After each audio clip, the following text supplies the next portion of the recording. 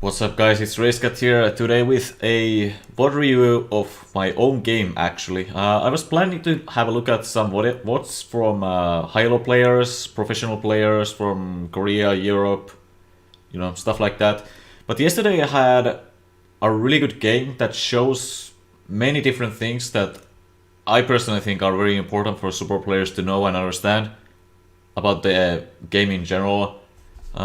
Without further explanation, let's hop right into the game and have a look at how things go. So the first thing as we hop right into the game here is we need to take note of three things. The first one is the enemy jungler, who is Lee Sin, who likes to gank a lot in the early game. A Twisted Fate, who once he hits level 6 we really don't want to do anything to it to bot lane. And they have a really weak early game bot lane, while we have a really strong one early game bot lane. So the plan here is we have to do something in the bottom lane to win it before TF hits level 6. TF level 6 and Shen level 6, if this guy was us Shen, all of these like global cooldowns, we have to make something happen before they come online. Because once they come online, we cannot like ever go for a 2v2 play in the bottom lane ever again. So it's really important that we do something against this lane before TF hits level 6. In case you're wondering about my runes, I'm running Guardian this game. I've been liking Guardian a whole lot more lately. I just think that it comes in clutch so many times. I think in this game it saves a couple of people as well. And it makes our trading in the early game, I think, a little bit better because we don't take as much damage. Font of Life, pretty standard. You can go Demolish in low elo if you can hit the tower. In this elo it's way too inconsistent for me to take, I think. So I think just taking Font of Life is better for trades. Bone Plating standard. Overgrowth you can go unflinching if you really want to, but it's kind of whatever. A new thing that I picked up is the Time Warp Tonic. The thing about Time Warp Tonic is, as you can see, you gain 5% movement speed when you have a biscuit or a potion running. So you can actually, with the extra movement speed, you can actually catch up to people a whole lot easier in lane. So you can like start walking at them and either throw a hook, or you can just walk right at them and flay, and they can't run away from you. Biscuit is fine, and double AD and armor. Mostly I have the double AD in this lane because I just need more damage in my kit. Just a little bit more, it's not that big of a deal. Yeah, let's speed this up a little bit so we can get right into the lane. So first thing, you can see me already pinging the blue buff. We don't see Camille in the top side, and we see these guys in lane already, which means that Lee should be starting blue. When Lee starts blue, we know that he's going to clear these and go to bot lane. And he should be around bot lane between 3 minutes and 3:15, depending on how many camps he's going to skip. So this is actually, I think, pretty decent pathing from Lee Sin, because he understands that they have, or the bot lane has to be safe until TF hits level 6. Because if he can make it so we can't all in, or that even if he can get a gank off and kill us early on, and we can't do anything in the bot lane, these guys are just going to carry the game, because we have such a little window of opportunity to kill them if he gets a gank off in the early game, and TF is going to hit level 6 like 1 or 2 minutes after that. So I think this is a pretty decent decision from Lee Sin to go path bot side, but we'll see how things work out for him. So yeah, there's a couple of too many minions for us to like walk up and trade against them, which is also a thing that happens because... Okay, let me just talk about this a little bit. Usually you want to walk up and flay and auto the enemy ADC on threshold 1, but we can't do that because they got to lane first, so they get the first hit on the wave. So they have more minions, so I don't want to walk in there and auto him in the middle of the minions. Which is why we wait until level 6. We hit it way earlier, even though they got first push on the wave. The thing is, I still have my relic shield stacks, so I can execute these minions, and this guy has his Q. So they can't actually contest the push for level 2. And they make the mistake of staying here a little bit too long. We hit level 2. I hit the max range hook. This is like the absolute max range I think I've ever had. So we burn 3 of their summoners, level 1, and he's almost dead. which already puts us a lot of pressure, or it already puts a lot of pressure on the enemy team. So right now I'm thinking, okay, we have to bounce this wave back, because we know that Lee Sin is going to be here within 15 to 30 seconds. So if you don't push this hard shove this wave in before Lee Sin comes to us, we can pretty easily get ganked. And I misplaced the ward here, it's not in the bush. But yeah, that's what I'm thinking, that we just need to hard shove the wave into the bot lane tower and then go back, so the wave bounces back into us. Because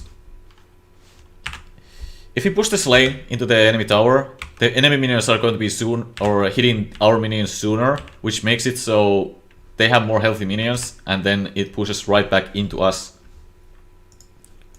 So we have to get this wave under tower. And this is kind of an interesting thing that I do here. I made the call to roam mid lane because I see just how far up this guy is, and we already have this shoved in with a cannon minion, so they can't follow up with this play. So yeah, I just make the decision to roam mid lane level 2. The Lee Sin is actually doing a really slow clear here. He should have already been done with his red. Yeah, he's a few seconds late. Lee Sin doesn't clear fast. If we have a look at junglers like Udyr, for example, he would have been able to like clear all of this and be around bot lane scuttle in 5 seconds. But Lee Sin is way slower, so he can't do that. So I'm thinking, okay, Lee Sin is here or here, so it should be safe for us to like walk into the mid lane, especially with this guy being this far pushed up. Although Zed really heavily drops the ball here. He's taking way too much damage, and he ends up dying when he has 3 of his teammates right here. Now notice this. I do not hit this wave. I hit it once because the minion is going to die anyway. But it's really important for us to keep the wave right here, because what this does is it keeps the wave around here until Zed gets back into the lane, and it makes TF miss a few more minions. Alright, so we get right back into the lane. And as you can see, just like I said, they have more minions than us, because we bounced the wave and he's been hitting the minions, so it pushes right back into us. This is really bad for them, because if this lane is going to be like right here, and they can't really contest it.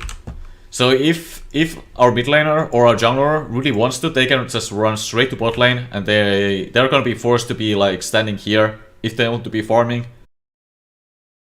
So yeah, they should be really scared of walking up without Vayne having summoners. Not at this point, but in like 30 seconds to 1 minute. At this point I'm telling Nidalee, yeah, like you can already see the Nidalee pinging. Like I'm telling him, okay, Vayne has no exhaust, no flash, he should come bot lane. What we should have done here is, this is actually a small mistake. Instead of typing right here, I should have been hitting the wave. We both should have been hitting the wave, so it like freezes into us instead of crashing into the tower. Like even like 10-15 seconds earlier, we should have been hitting the wave and trimming it out, so it stays in this spot for when Nidalee goes back into the base and runs the bot lane. So this is a small mistake of me just not paying enough attention and just typing in the middle of the lane. But yeah, you can see the pings coming from Nidalee that he's going to be coming. Now this is also a little thing. I might have made it a little bit too obvious here, but I wanted to hit level 4 and go straight to mid lane, back to mid lane, because I'm pretty sure that the enemy bottom lane is going back. If you just look, yeah, they went back. So I'm not needed here. I guess I can collect the XP if I really want to, but I don't really care about that. So I know that the enemy bottom lane is going to be locked into this area for the next 20 or so seconds. So I have free reign to go mid lane again. Because I play Zed, I play TF, I know this matchup, and Zed really needs to start snowballing early on.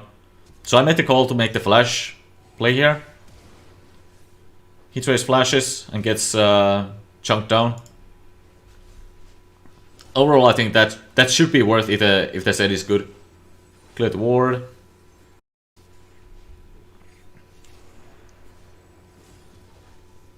Okay, so this is...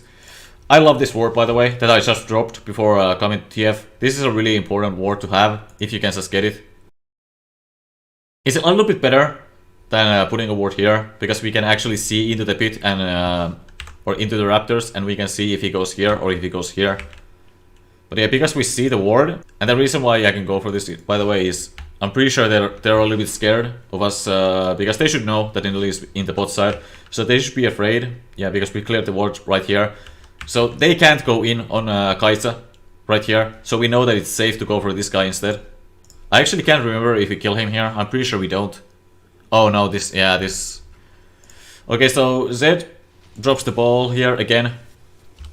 He hits level 6, thinks, okay, I can just go in for this, but Lee Sin comes in. I mean, this whole situation is really weird. Like, we're staying here, I'm figuring, okay, maybe he's gonna come back, because we don't know that these are cleared. But yeah, he gets hit.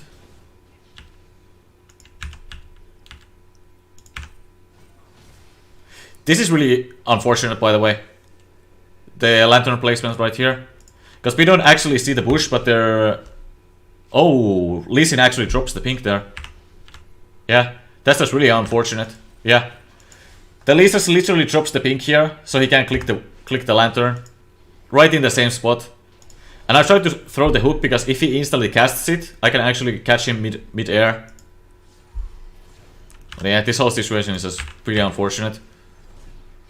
I mean, we end up getting him, but even then it's a little bit unlucky. So I'm right here, I think I just get the Moby Boots. And I start looking at the map if there's something I can do. And notice I go around mid lane instead of going straight to bot lane. Because if there is an opportunity to do something in the mid lane, I'm much closer to it. But once I see that he uses W, I'm like, okay, there's no way anything happens here, so I'm just gonna go bot lane to collect the experience. And if you'll notice,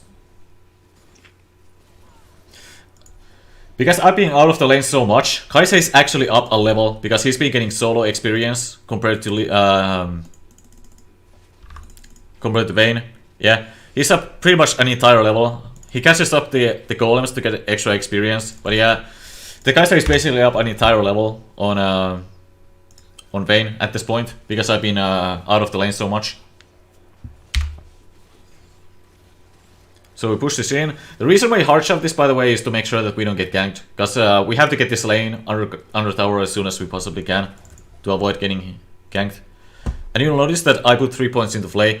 3 points into Flay gives a lot more early game damage. So if you want to fight a lot in the bot lane, I think putting 3 points into Flay is is really good. Because because if you end up missing your hook, you throw away, like, how much is this? Yeah, you end up throwing away 60 damage. But if you have Flay, your autos are always going to do damage, and your Flay is also going to do more damage. So yeah, if you want to fight in the early game, 3 points into Flay and then maxing Q or W is the way to go. I'm not actually sure what I'm doing here. I should be a little bit more up. Because we just saw TF use his ult. And yeah, this is where I made the call. To just go all in. Because like I said, they have no chance. Even with using all their summoners and all their ults and everything, they can't contest this. Like there's... Kai'Sa does so much more damage in the early game. So what's the reasoning for me to do this? The reasoning is... We just saw Lee in the top side, I believe. Yeah, we just saw him fight here, I think. And we also saw TF use his ultimate. And we all just see Yuumi use his Q. This is like my sign to go right in. Because once Yuumi uses her main ability... well, not the main ability. But once he uses the Q, I know that these guys are just not champions at this point. We're just way stronger and he uses his Q for nothing. So I'm like, okay, I'm gonna flash on him and we just kill them. They can't stay up here. Even if I miss the hook, they're gonna die. And decisions like this are really important against scaling bottom lanes. especially when we play something like a Thresh, a Blitzcrank, Leona, Rel. You need to make these kinds of like hard engages when you just possibly can. And if you don't know if you can get away with going all in, you should just try it out and see what happens if you try to go for all-ins. Okay, so at this point, I just saw that Yuumi is on Lee Sin, which makes me think that he's just gonna sit on Lee Sin and try to... Yeah, this just confirms my theory.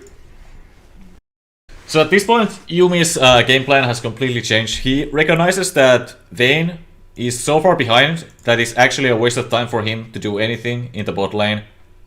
He's just willing to like let him die or lane on his own, and then he's going to try to win the rest of the lanes or the jungle by just attaching himself into the jungle. So I need to recognize that, okay, this lane is going to be a 1-1 from this point on, and I have to go wherever Yuumi is, which means I have to be wherever Lee Sin is for the rest of the game.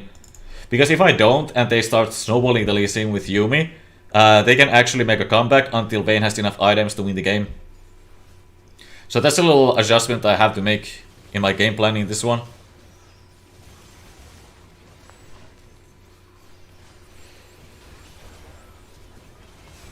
Yeah. So I got a couple more kills, get the dragon. Now, do I actually have any wards here? No, I don't. But generally speaking, after winning team fights like that, you should look for wards in the enemy jungle. Okay, yeah, like, this is when we see Lee on the around here. So I'm like hard pinging this to see if we can find him.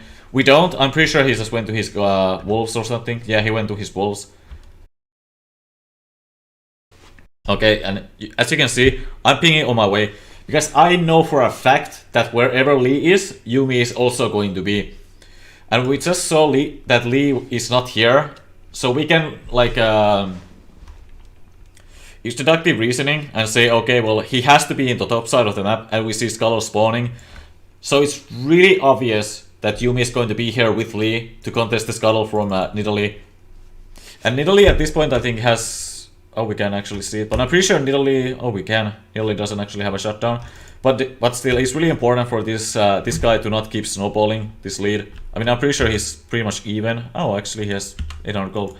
But yeah, this is just something that I have to recognize that, okay, Lee Sin is going to be around the Scuttle with Yuumi. So I make sure that I don't get seen by any of these minions if we have a look at mid lane.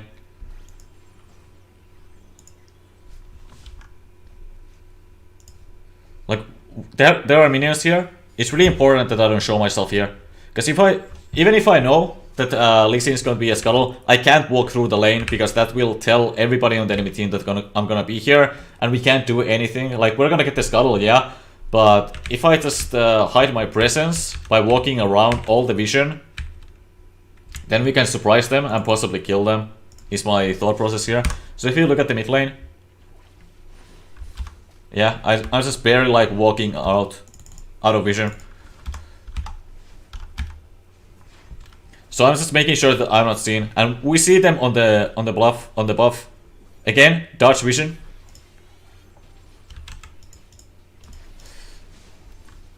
Because if you look at it from Lee's perspective, I'm pretty sure he could see here. Yeah, he can see this little thing here. So what I do is I make sure that I dodge around the vision by going like this. Yeah, it's just a little bit of curve there. And we even get TF to use his ult here for nothing. So at this point we're in a really good spot to win this game because of this roam. Because it shuts down their only like winning condition for the time being, which is the Lee Sin. If Lee Sin can't do anything from this point on, the game gets really hard for them. And we even get the kill on TF. And as we can see, the entire enemy jungle is just littered with wards. This is what you should do whenever you possibly can.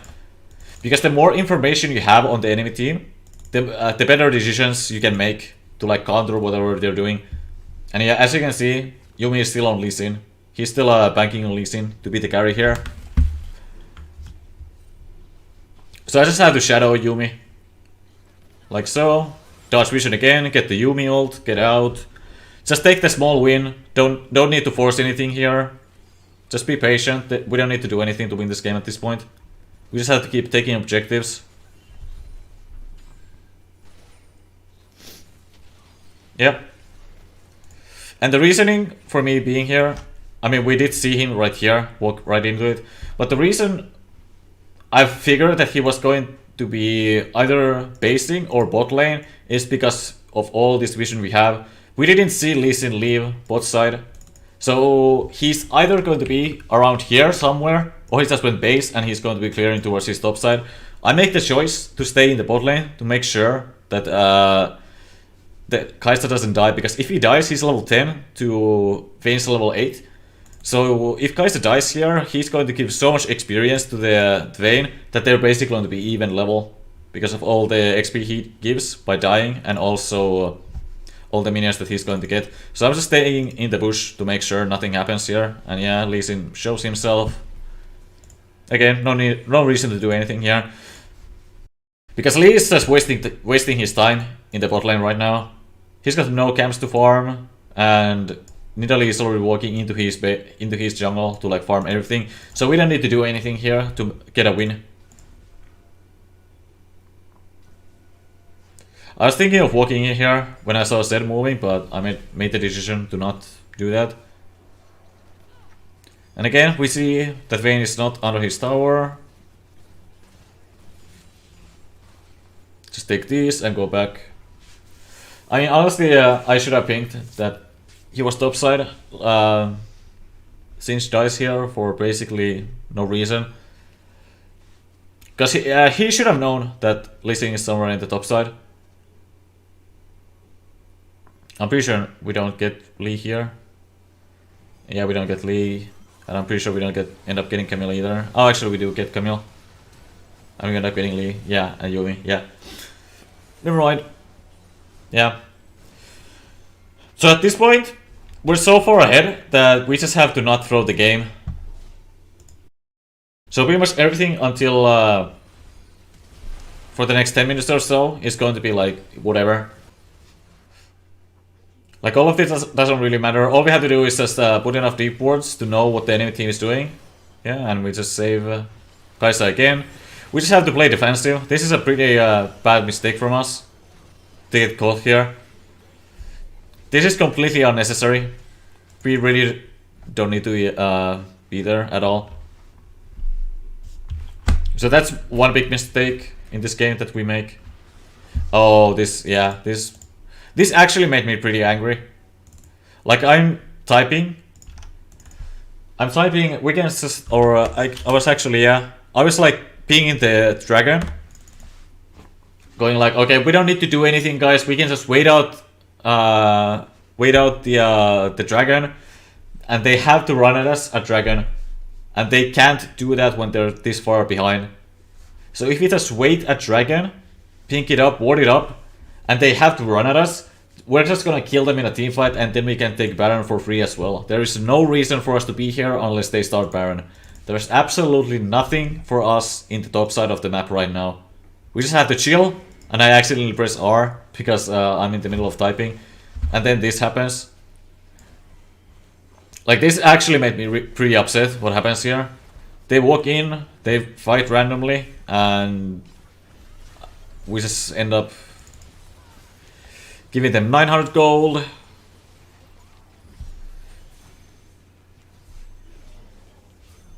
Yeah, giving 1.3k gold. Actually 1.5k gold because of the assists. And then they get Baron for free. I mean, it's even worse than for free. This is actually a little tilt play for me. After missing the hook, I shouldn't be this close. Like, somehow I think that this is gonna work out, but it's never gonna work out. I should have been way further back and thrown lanterns and bought time. But this was pretty much a tilt play after what I saw in here. So they were basically down by like 5k gold, and now they're like about even after they get this Baron. This is why it's really important to not make dumb mistakes like this. Because this game is built around comebacks at this point. Like we give up so much gold, so much XP, so much everything that the Vayne is actually even level now. Yeah, pretty much everybody is even level or ahead on the enemy team now. So if there's one thing that you can take away from this, at least, is that when you recognize that you're ahead, just play it safe. Don't give up shutdowns. Don't fight for nothing. It's so terrible. Because if you have a look at the next fight... I missed the hook.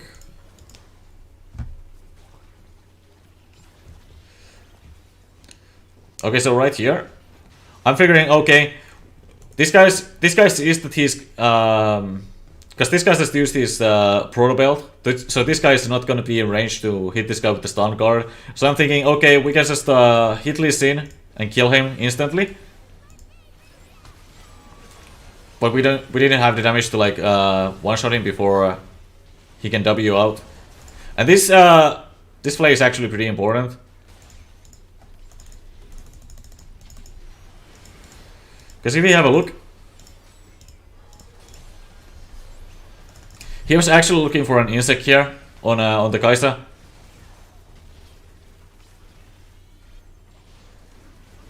But because I flay him out and then flash out because I don't want to get kicked into their team. So Kai'Sa lives because of the flay. But yeah, we just lose the fight and we lose the dragon. So at this point we can't win 5v5 because of the throw we had around Baron at 20 minutes. We can't ever fight 5v5 at this point on, which makes this game a whole lot harder to play.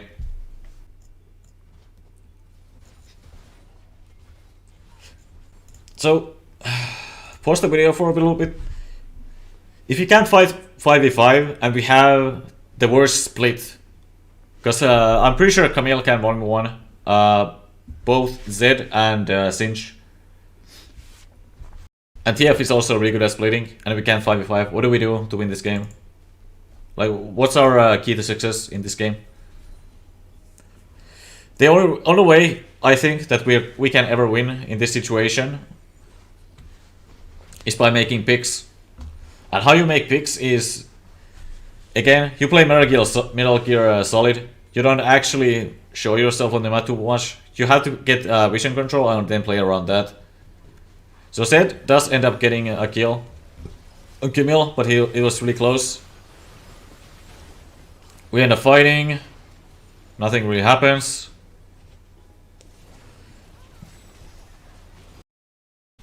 I'm pretty sure I die here. Yeah, I die here.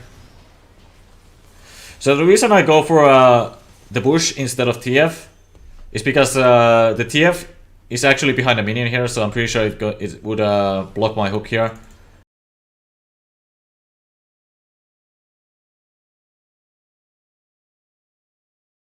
So yeah, Baron is spawning. I'm thinking right now I have to get vision on the Baron, because we really don't want to give this up. One more Baron on the enemy team means that we can't ever win this game again. And right here is honestly the reason why we even win the game. Like I said, the only way we win is by making picks. And honestly speaking, this should never happen. Not at this level of play. Like it's a Diamond 1 game, but this should never happen because they just saw us around the bot side. I mean, I missed the play here, so he doesn't get boxed in, but even then, it doesn't matter. He gets flipped and just ends up getting picked for absolutely no reason. So a fight goes down, I hit a hook. Sin stays alive, they keep chasing. At this point it's really obvious that we have to like keep kiting them away from them. And like keep hitting whoever is right here, or whoever we can hit, and then maybe we can win a fight. And the reason we do is because we got the TF kill right at the beginning. So it's basically a 4v5 fight. And at this point, yeah, we just get the soul, we get the Baron, and just like that we just win the game. Yeah. At this point we are again too far ahead for them to like contest us. So, yeah, this game is just over at this point. I don't think there's any reason to continue on with this gameplay. But if you have a look, this is the time that won us the game, I think. This roam right here. And I think it's really important to understand roaming and the mindset behind it. Because when you're playing with these really good roaming champions, Alistar, Thresh, Leona maybe, Rel, it's really important to understand that you're not playing League of Legends anymore, you're playing Metal Gear Solid. Like, you don't want them to see you. Just dodge all the vision you can, and then you can just pop right behind them. It's like teleporting from bot lane to top side without them even noticing it. So if you ever make roaming plays, make sure you are not seen. Because if they see me here, they are never going to go on Nidalee here, and we don't ever get these 2 kills, and we never get TF ultimate. So we're basically neutralizing 3 people by making this play because they don't see us. It's that important. And with all of this, we have such a huge spike in gold and just overall tempo of the game that they can't really contest us from this point on until we throw at Baron at 20 minutes.